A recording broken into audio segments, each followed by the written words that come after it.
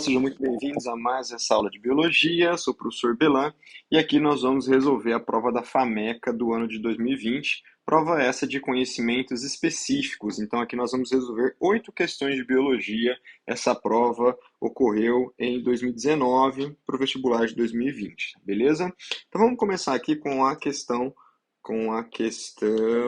número 1, tá? Que mostra essa cadeia alimentar que eu previamente já dei uma orientada aqui para facilitar nossa resolução. Então vamos ver aqui ó, o que ele vai pedir no enunciado.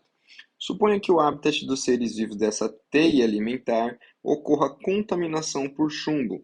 Cite dois animais que tenham maior concentração desse elemento químico no corpo e por que isso ocorre. Bom, para a gente conseguir resolver essa questão, primeiramente, né, nós teríamos que elencar os animais de maior nível trófico, começando aqui sempre pelos produtores. Os dois produtores dessa teia, nós temos aqui o fitoplâncton e as algas. E depois nós teríamos que traçar aqui a teia alimentar de cada um desses animais, mostrando aqui consumidor primário, secundário, terciário, quaternário, até a gente chegar às possibilidades. Então, observando aqui, nós temos o leão marinho e a orca como dois consumidores de maior ordem.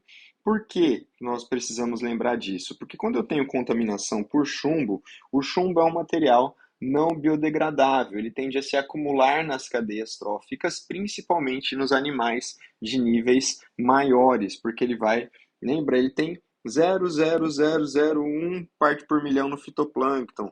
Isso aqui vai aumentar no zooplâncton, isso aqui vai aumentar no peixe, isso aqui vai chegar, né, a níveis muito maiores nos outros consumidores, tá bom? Então, a primeira pergunta, vamos responder da seguinte forma. Observe aqui a resposta que eu elaborei.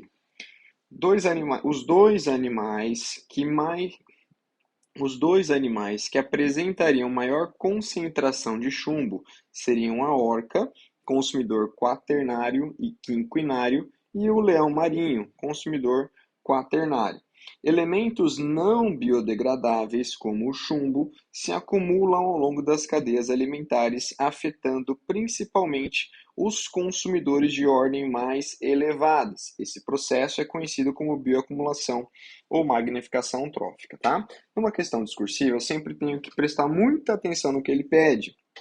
E principalmente as provas da VUNESP, elas cobram A e B e cobram duas perguntas por alternativa. Então, primeiro ele perguntou quais eram os dois animais que teriam maior concentração química desse elemento e por que isso ocorre. Então, primeiro responde os dois, orca e leão marinho, e depois justifica a resposta, tá bom?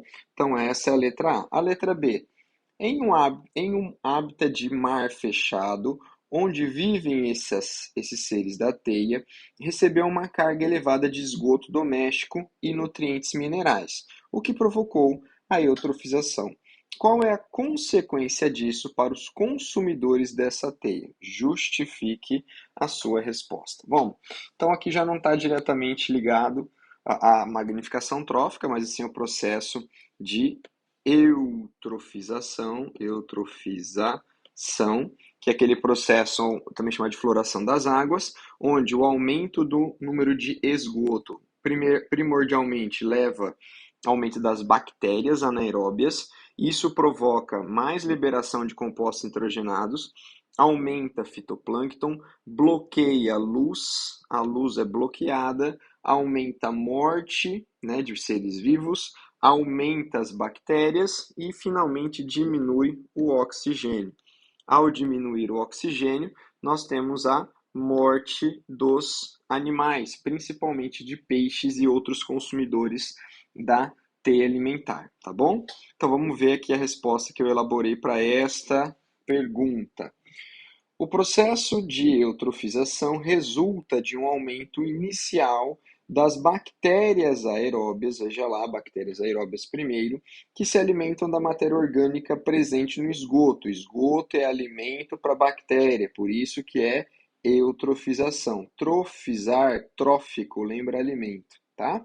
Com o passar do tempo, o aumento descontrolado desse tipo de micro-organismo, eu dei uma resumida aqui, que não ia caber a resposta, eu falar do aumento das algas, o aumento, né, da bloqueio da luz. Eu já pulei aqui a resposta, tá? E fui diretamente de bactérias anaeróbias para aumento descontrolado delas mesmas, provocando o consumo de todo o oxigênio dissolvido na água. Oxigênio dissolvido na água, isso é importante lembrar, que resulta na mortalidade em massa dos consumidores, principalmente dos peixes, tá bom?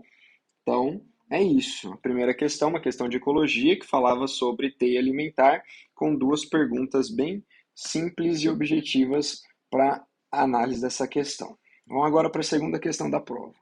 Pessoal, questão número 2 da FAMECA diz o seguinte: em galináceos, o sexo é determinado pelo sistema ZW. Um alelo recessivo ligado ao cromossomo Z determina o nanismo, fenótipo que ocorre devido a mutações em um gene que produz a proteína receptora do hormônio do crescimento. Letra A. Em que local da célula estão as proteínas receptoras do hormônio do crescimento? Como é denominado o quadro corpóreo de um filhote de galináceo que produziu excesso de hormônio do crescimento e não tem problema nas proteínas receptoras? Então vamos lá. O primeiro desafio dessa questão é lembrar do sistema ZW. O sistema ZW é um sistema de determinação sexual em galináceos, né, em aves de modo geral, onde o macho, diferentemente do nosso caso, em que o macho é XY é heterogamético, o macho é homogamético, ele é ZZ, enquanto a fêmea, que no nosso caso é XX, no caso das galinhas é ZW. Então, aquela estudo do daltonismo, hemofilia, da herança ligada ao sexo que a gente está acostumado a fazer para a espécie humana, ela inverte aqui nas galinhas, tá? Tanto que eu coloquei aqui, ó, o Z azinho seria o gene para o nanismo, portanto, uma fêmea anã seria Z azinho W, e um macho anão teria que ser Zazinho, teria que ser homozigoto, tá bom? Mas a primeira pergunta, ele diz qual o local das células as proteínas receptoras do hormônio do crescimento estão encontradas. Bom, todas as células têm proteínas receptoras de reconhecimento, né? Além dos glicocálix, o glicoproteína, você tem proteínas receptoras que ficam na membrana plasmática, ok? Então, os hormônios se ligam a essas proteínas receptoras e eles são reconhecidos. Quando há uma perda dessa proteína receptora, aí sim pode haver o problema que ele descreve aqui no caso do não reconhecimento do hormônio e, consequentemente, o desenvolvimento do nanismo, tá bom? E a outra pergunta da letra A é qual seria o problema do filhote que tem excesso do hormônio do crescimento e não tem problema nas proteínas receptoras? O hormônio vai estimular demais o crescimento do filhote e aí ele vai ter o fenômeno oposto do nanismo, que é o gigantismo, ok? Então vamos ver como é que ficou aqui a nossa primeira alternativa, tá? Ó, as proteínas receptoras de hormônios se localizam na membrana plasmática das células. Perceba o seguinte, minha resposta era simples, membrana plasmática. Eu poderia responder direto, letra A, membrana plasmática? Sim, poderia. Estaria errado? Não estaria. Porém, como a gente está treinando, a gente está revisando, a gente está aprendendo a fazer questões discursivas, o ideal é que eu sempre faça uma frase introdutória, geralmente usando as palavras que a alternativa pediu. Então, ó, em que local das células estão as proteínas receptoras de hormônio do crescimento? E aí eu usei essa frase para começar a minha resposta. As proteínas receptoras de hormônio se localizam na membrana plasmática das células. Bonitinho. Depois eu tenho, no caso de um filhote produzir excesso de hormônio do crescimento, isso pode levar a um quadro de gigantismo. Bem objetivo, claro, não passei ali de 2 linhas por pergunta, tá? Essa é uma média. Então, se você tem lá 2 perguntas, cada resposta tem que ter ali uma média de 2 linhas. É claro que isso vai variar bastante, tá bom? A letra B, ele pergunta o seguinte: suponha que do cruzamento entre um galo heterozigoto e uma galinha não anã originou 10 ovos. Se apenas um desses ovos der origem a um galo, qual a possibilidade desse animal apresentar nanismo? Se os 10 ovos originarem fêmeas, quantas delas não serão anãs? Tá? Então vamos lá. Aqui eu tenho o cruzamento em questão. Eu tenho a fêmea, que é o macho, na verdade, que é heterozigótico, Xazão, Xazinho, tá? Isso é um indício, né? Ele está te mostrando, se você não lembrasse do C mais CW, ele estaria te dando a dica aqui. Porque se ele fosse XY, né? Ou se ele fosse, no caso, ZW, não tinha como ele ser heterozigótico, lembra? Esse cara aqui, ele pode ser homozigótico ou heterozigótico. Esse cara aqui, ele só pode ser hemizigótico, porque ele só tem uma letra.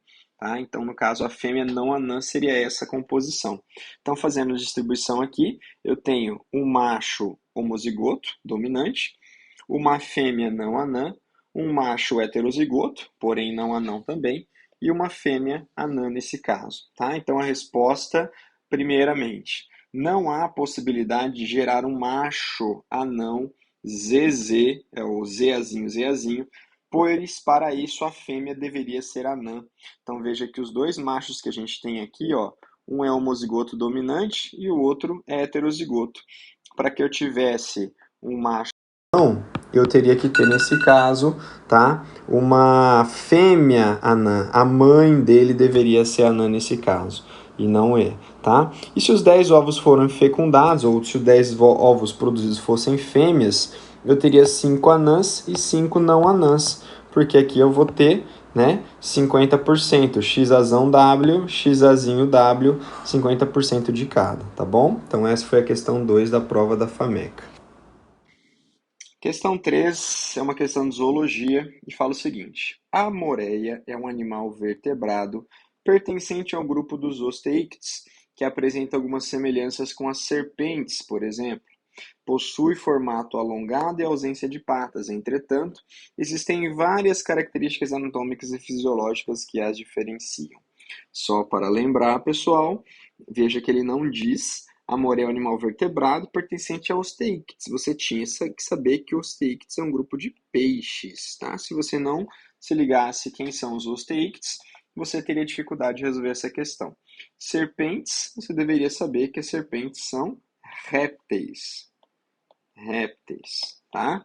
É simples, mas fica ali uma necessidade de conhecimento de biologia nesse caso, ok? Quais são os órgãos respiratórios da moreia e da serpente, respectivamente? Então, se você descobriu que a moreia era um peixe e se você descobriu que a serpente era um réptil, fica muito mais fácil. Olha a resposta que eu elaborei. A moreia, por ser um peixe, apresenta respiração branquial. Já a serpente, por ser um réptil, apresenta respiração pulmonar. Tá? Bem simples e clara essa resposta, tá bom? A letra B. A moreia apresenta um par de opérculos ósseos e algumas serpentes peçonhentas apresentam um par de fossetas loreais. Qual a função de cada uma dessas estruturas? Então, no caso, explicaremos que o opérculo, aquela estrutura que protege as brânquias e auxilia no processo de movimentação da água para que haja oxigenação do sangue, enquanto que as fossetas loreais são aqueles órgãos termorreceptor presente nas serpentes peçonhentas que captam calor e ajudam na captura das presas, tá bom? Então, primeiramente, você tenta lembrar a ideia da pergunta. Se você quiser, você pode escrever aqui, fazer uma lista nesse espaço de rascunho para organizar suas ideias e depois você vai para a resposta final, tá bom? Olha como é que ficou a minha letra B aqui. Os opérculos protegem as brânquias da moreia e auxiliam na circulação de água que oxigena as brânquias e o sangue. Já as fossetas loreais são estruturas termorreceptoras presentes em serpentes peçonhentas que auxiliam na captura de presa, tá bom? Outra coisa que o pessoal confunde bastante, além de fosseta loreal, é as ampolas de Lorenzini. Ampola de Lorenzini é de tubarão, é eletroreceptor, tá? Tem um outro que é o órgão de Jacobson. O órgão de Jacobson é um órgão olfativo presente em lagartos, né, serpentes e também em anfíbios, tá bom? Tem a fosseta loreal, ampola de Lorenzini, órgão de Jacobson, tem a linha lateral, a linha lateral presente nos animais aquáticos, como peixes e larvas de anfíbios, que é um mecanorreceptor presente ali para detectar variações de marés, né, de correnteza, de pressão, tá bom? Ah, é isso, então, a resposta da número 3. Vamos agora para a questão número 4. A questão número 4 é uma questão clássica de fisiologia humana, uma questão de hormônios que fala sobre ciclo menstrual, tá? Isso aqui é um assunto que vocês têm que dominar com maestria, né? Então veja só, analise o gráfico que ilustra as variações de alguns hormônios que atuam durante o ciclo menstrual. As letras indicam eventos marcantes neste ciclo. Então, letra A, letra B, letra C e letra D, tá? E os hormônios estrógeno, LH e progesterona. Qual letra indica o período de menstruação? Qual tecido uterino é eliminado neste período? Então aqui, né, a gente observa o gráfico e quem lembra do gráfico basicamente sabe que você tem aqui uma região mediana do gráfico, onde você tem o pico de LH, tá? Você tem um pico de estrógeno por aqui, aqui também tem um pico nos dois lados, um pico de progesterona e tem um pico também de FSH em algum momento da primeira parte, que não está representado no quadro. Isso aqui seria FSH, por exemplo, tá? Então a menstruação ela vai acontecer aqui nos primeiros 5 dias do ciclo, quando os hormônios estão em baixa. Esse, na verdade, esse nível de LH aqui não está, valores arbitrários, ele não está fiel aqui, tá bom? Porque ele deveria estar em baixa também nesse caso e depois tendo o pico dele nesse momento, tá bom? Aqui é valor arbitrário, ele está só ilustrando para não ficar o gráfico muito bagunçado. Mas é a letra A, que aqui nós temos a menstruação do primeiro ao quinto dia, quando os hormônios estão em baixa. E qual é o tecido uterino eliminado?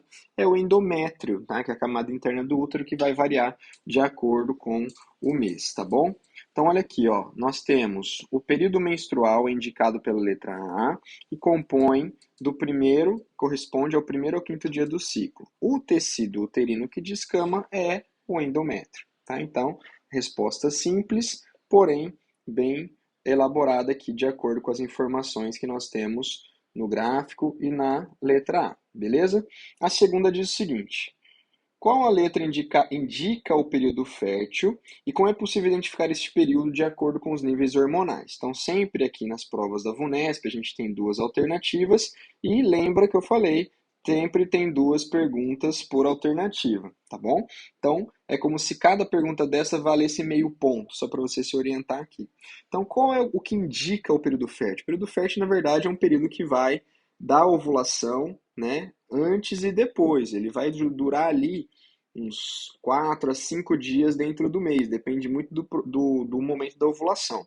Mas como eu vejo que o LH está no alto aqui em cima, a letra C vai me indicar o período da ovulação, o período fértil, que é o período da ovulação, tá? Então o que, que vai acontecer aqui, ó? O período fértil é indicado pela letra C, momento em que o LH está mais elevado, sendo este hormônio responsável pela liberação do gameta feminino. Então, neste momento, ele libera o gameta feminino e a maior probabilidade da mulher engravidar está neste momento aqui, que é o período C. Tá bom, gente? Então, essa foi a questão 4 da FAMECA. Questão número 5 diz o seguinte: a figura apresenta de forma didática o material genético de uma célula com dois pares de cromossomos homólogos. Então, podemos ver aqui na figura o cromossomo verde com o gene azão de um lado, seu alelo azinho do outro, o cromossomo rosa com o gene Bzão e o seu alelo Bzinho no seu par homólogo, tá bom? Então, pergunta o seguinte: o que evidencia que esta célula passou pela segunda etapa da intérfase? Quantas moléculas de DNA estão representadas na figura? Bom, vamos lá. O que, que evidencia que isso passou pela segunda fase da intérfase? Lembrando que a segunda fase da intérfase é a fase S, onde acontece a duplicação do material genético. Veja só, cada cromossomo já está com duas cromátides e cada cromátide representa uma molécula de DNA. Se eu tivesse um cromossomo simplificado, desse jeito aqui, eu poderia dizer que ele só tem uma molécula de DNA. Mas com a presença de duas cromátides, cada um deles tem duas moléculas de DNA. Então, primeiro, por que passou pela fase S? Porque eles estão duplicados. Segundo, quantas moléculas de DNA nós temos? O número de DNA é igual ao número de cromátides. Cromátides, tá? Então aqui eu tenho 1, 2, 3, 4, 5, 6, 7, 8 moléculas de DNA, tá bom? Como é que ficou a questão? O fato dos cromossomos estarem duplicados evidencia que esta célula já passou pela intérfase, pois é na fase S que as cromátides e o DNA se duplicam. Na figura podem ser visualizados 8 moléculas de DNA relativas às 8 cromátides, ok? Lembrando que essa é irmã dessa e essa é homóloga a essa, ok? Letra B. Caso essa célula entre em meiose, quantos possíveis gametas diferentes em relação aos alelos indicados seriam formados? Qual é o fenômeno que garante a formação desta variedade de gametas? Vamos lá. Então, nós temos aqui um caso em que o indivíduo é um duplo heterozigoto, azão, azinho, bezão, bezinho. Como é um caso onde os genes estão em pares cromossômicos distintos, isso vai respeitar a segunda lei de Mendel. Respeitando a segunda lei de Mendel, o que nós esperamos para o indivíduo com essa configuração? Que ele produza 4 tipos diferentes de gametas na mesma proporção de 25% para cada um deles, tá bom? E o fenômeno que garante essa formação é, no caso, a segregação independente que aconteceria na anáfase 1 da meiose. Então vamos lá como ficou a resposta. Como os genes azão e bezão estão localizados em pares cromossômicos diferentes, seguem a segunda lei de Mendel e, portanto, será provável a formação de 4 tipos diferentes de gametas na proporção de 25% para cada um. Azão bezão, azão bezinho, azinho bezão, azinho bezinho. Essas combinações ocorrem devido ao pareamento aleatório que ocorre durante a metáfase 1 e a separação dos cromossomos homólogos durante a anáfase 1, também conhecida como a segregação independente. Beleza? Então essa é a questão número 5. Questão número 6 aqui da FAMEC é uma questão sobre botânica e diz o seguinte: a figura representa uma raiz de angiosperma. Então a gente consegue perceber aqui o cotilédone, a região pilífera da raiz e a coifa da raiz. E ele pergunta: cite o tecido da gema apical que a coifa protege e que contém células em constante mitose. Por que a região pilífera pode ser comparada às microvilosidades intestinais? Então vamos lembrar que a coifa, que é essa estrutura aqui de células mortas, coifa ou calíptra, protege uma estrutura, um tecido chamado meristema apical, que é um meristema que pode ser encontrado tanto no ápice do caule quanto no ápice da raiz e, por características, apresentam diversas mitoses que vão proliferando a raiz, vão permitindo o crescimento da raiz por número de células. Depois, essas células vão se alongando e vão dando origem ao meristema fundamental, o procâmbio e o protoderme, que são os tecidos primários da planta, tá bom? Então, por que a região pilífera pode ser comparada às microvilosidades? Porque as microvilosidades apresentam uma superfície de absorção de água e nutrientes, enquanto a região pilífera é uma superfície de absorção de água e nutrientes também da raiz, ok? Como é que ficou a primeira parte da questão? Veja só. O tecido protegido pela coifa é o meristema apical, que é encontrado tanto no ápice da raiz quanto no ápice do caule. A região pilífera, assim como as microvilosidades, ou vilosidades intestinais, são especializadas na absorção de água e de nutrientes, tá? Então, essa é a letra A, como foi escrita aqui. A letra B, qual é o principal hormônio do crescimento produzido pela gema apical da raiz de uma angiosperma? Explique o que ocorre com este hormônio quando a raiz recebe luz unilateralmente. Essa questão aqui, ela pairou uma dúvida muito grande. Por quê? Quando eu falo sobre luz, geralmente a gente se refere ao hormônio alcina. A alcina, que quando é iluminada, ela é fotossensível, ela migra para a região oposta à luz. Então você tem aqui a luz, a alcina migra para a região oposta à luz. O comportamento do caule perante a alcina é de estímulo de crescimento. Então o caule acaba se voltando em relação à luz. O caule é fototropismo positivo, enquanto que a raiz, ao receber uma dose de alcina, tende-se a inibe o crescimento desse lado, estimula o crescimento deste lado e tende a crescer contrário à luz, é o fototropismo negativo, tá? Só que acontece, a citocinina, que é o hormônio produzido pela raiz, ela não tem essa resposta. Então, qual que é a relação? A raiz produz citocinina, que não tem resposta em relação à luz. Quem tem resposta em relação à luz é a alcina, que não é produzida pela raiz, é produzida pelo caule. Então, pode ser que essa questão tenha induzido o aluno a responder a alcina, porque ele associa com a luz. Só que a alcina é produzida no caule e chega até a raiz pelo floema. Quem é produzido na raiz é a citocinina, que é levada pelo xilema. Então veja como ficou a resposta da letra B. O hormônio produzido pelo ápice da raiz é a citocinina, responsável pelas divisões celulares que promove o crescimento da raiz. A luz não exerce nenhum efeito sobre esse hormônio, uma vez que não é fotossensível como a alcina, tá? Então essa foi a resposta comparando aí a alcina e citocinina e o comportamento em relação à luz, ok? Vamos agora para a questão número 7. A questão número 7 é uma questão de genética molecular e fala o seguinte: três moléculas de ácidos nucleicos foram analisadas e as porcentagens das bases nitrogenadas de cada uma delas foram indicadas na tabela a seguir.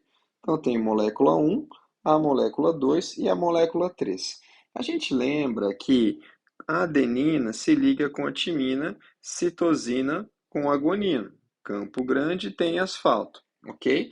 Então, se aqui eu tiver 25, aqui eu tenho que ter 25, aqui eu tenho que ter 25 e aqui eu tenho que ter 25, ok? Então, nesse caso, C tem que concordar com G, A tem que concordar com T, porque eles fazem par e a fita de DNA é dupla. Agora veja, o A não concorda com T, o C não concorda com G. Isso aqui mostra que é uma fita simples de DNA. Por que que eu sei que é DNA? Porque tem timina. Olha a molécula 2. O A não concorda com o C não concorda com o G. Isso aqui é um RNA e RNA é fita simples, ok? Fita simples porque não concorda e RNA porque tem uracila. Aqui é DNA porque tem T e veja, as proporções de timina e adenina e citosina e guanina são idênticas. Então esse é um DNA de fita dupla, ok? Agora veja o que ele pediu aqui. Qual das três moléculas corresponde a um DNA de fita dupla hélice? Justifique sua resposta, né? Eu acabei de mostrar para vocês aqui. Vamos ver como é que ficou. A molécula de DNA disposta em uma dupla hélice é a número 3, pois é possível notar que as porcentagens de adenina e timina, 23,4, e citosina e guanina, 26,6, são equivalentes, o que indica que as bases adenina e guanina de uma fita estão ligadas respectivamente à timina e citosina de outra fita. Tá? Então essa foi a letra A. Letra B. Suponha que a molécula de RNA indicada em uma das tabelas, no caso foi a tabela 2, seja um RNA mensageiro, porque não é possível descobrir como as porcentagens fornecidas, os tipos de aminoácidos que podem ser codificados por essa molécula. Veja, ele só forneceu a porcentagem de A, C, U e G. Eu não tenho como saber quantos por cento de aminoácido vai ter, porque cada aminoácido é codificado, ou ele é correspondente por um códon. E cada códon equivale a uma trinca, por exemplo, tá? Uma trinca de 3 letrinhas. Então, nesse caso, só com a porcentagem não é possível estimar os códons. Consequentemente, eu não consigo estimar os aminoácidos aqui, certo? Vamos ver como é que ficou?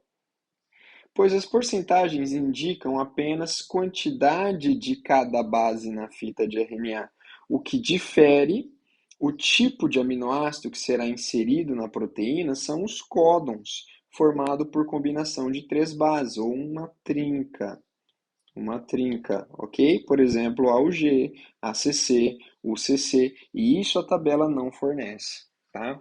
Então, o segredo aqui, pessoal, é para a gente organizar as ideias primeiro, responder mentalmente a questão, rascunhar a questão e depois montar aquela questão ali no espaço fornecido pela prova, tá bom? Vamos agora para a última questão da FAMECA 2020. Olá, a segunda questão da prova é de fisiologia humana, questão 8, né? A primeira foi lá de hormônio, de ciclo menstrual, agora a gente vai falar de digestório, especificamente sobre o fígado. O fígado é um órgão vital que desempenha mais de 500 funções. Nem eu sabia disso, né? 500 funções é muita coisa. Entre essas, pode-se citar a transformação de algumas substâncias tóxicas, como o álcool, em compostos mais simples, a regulação da glicemia, a metabolização da amônia, produção de bile, destruição de hemácias sem usos. Só aproveitar aqui, ó, essa destruição é chamada de hemocaterese. O fígado tem um papel importante. O fígado tem um papel importante, tá? Peraí. Aí. O fígado tem um papel importante na produção de hemácias quando se trata do embrião, tá? Da vida fetal. Aí ele produz, ele faz hematopoiese. Depois de adulto, né? Depois de nascido, ele é responsável pela hemocaterese, ok? Mas vamos lá. Qual polissacarídeo de reserva encontrado no fígado tem papel de normalização da glicemia? Qual hormônio pancreático facilita a formação desse polissacarídeo? Então vamos lá, pessoal. O fígado ele tem um importante papel na produção de glicogênio. Glicogênio hepático. Produção de glicogênio chama-se glicogênese, ok? E é estimulada pela insulina pós as refeições. Agora, a glicogenólise é a quebra do glicogênio em glicose e é estimulado pelo glucagon. Esse aqui é após as refeições e esse aqui é 3 horas depois, tá? Quando a gente está em jejum, beleza? Basicamente isso. Vamos ver a resposta que eu fiz. O polissacarídeo armazenado no fígado é o glicogênio. Ponto. Respondi.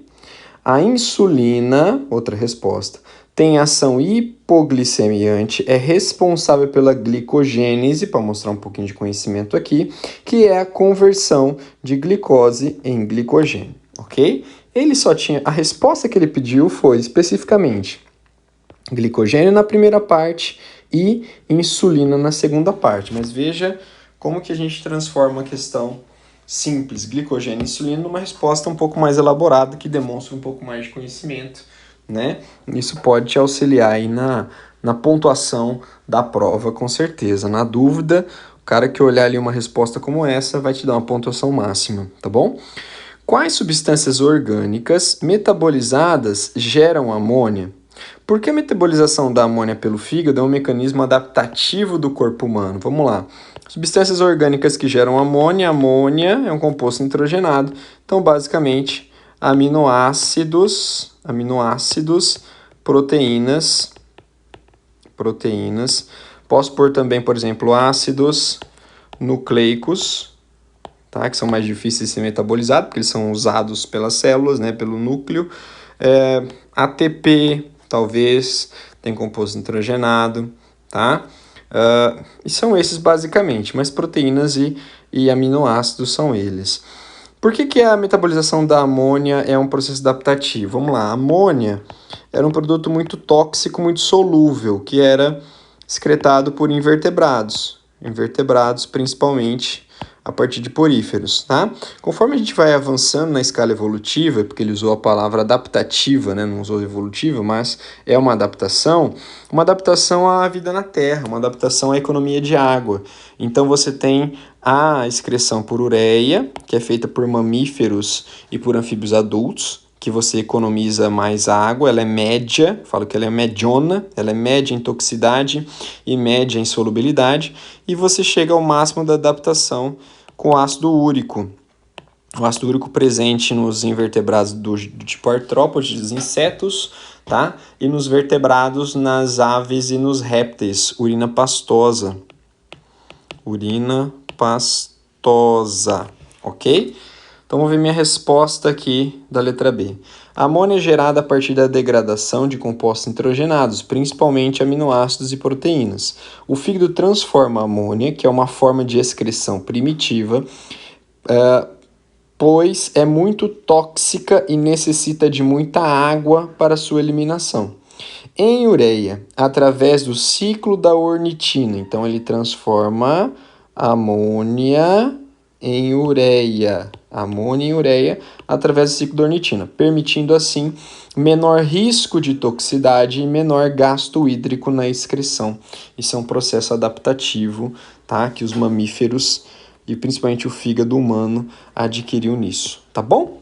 Então tá, pessoal, isso aí foi a nossa resolução, nossa prova da FAMECA, VUNESP, tá? Fique ligado aí nas próximas resoluções, vou fazer uma resolução da FAMERP segundo dia também, prova da VUNESP, ok? Espero que vocês tenham gostado, curtam o conteúdo, compartilhem com os colegas e até uma próxima aula. Valeu!